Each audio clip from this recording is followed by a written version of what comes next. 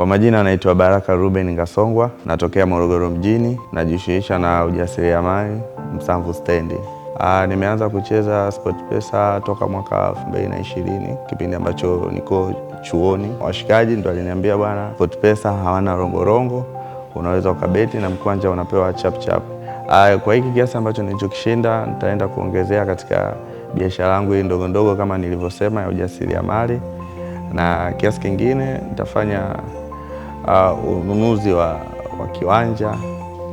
Huwa siweki mikeka mingi sana kwa sababu pia mimi ni mwoga sana kwenye jackpot. Kwenye super jackpot huwa naekaga mikeka michache sana. Huwa naeka mikeka 3,000, mikeka 3 au 2.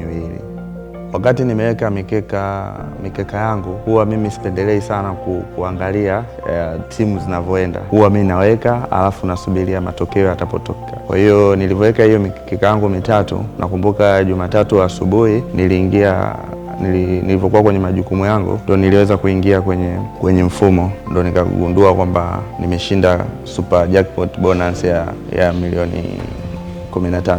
Na shauku hii niliweza mtu wa kwanza kabisa kumpigia simu alikuwa baba yangu mzazi. Nilimpigia kumwambia kwamba nimepatia timu 16 kati ya timu 17. Naye pia alifurahi sana kwa sababu pia yeye mwenyewe mimi ndo nilimshawishi kuingia kwenye SportPesa. Kwa hiyo aliniambia ngoja kwanza siamini, hebu ngoja na mimi niingie kwenye application niangalie kama kweli kuna huyo mshindi wa milioni 13, kwa sababu kwenye application huwa wanaonyesha washindi. Kwa hiyo mtu wa pili nilimpigia mamangu mzazi.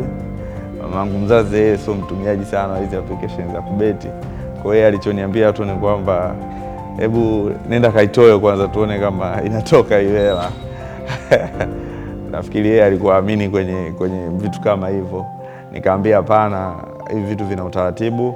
Kwa tusubiri utaratibu, tutapewa na tutaweza kuipata hiyo hela.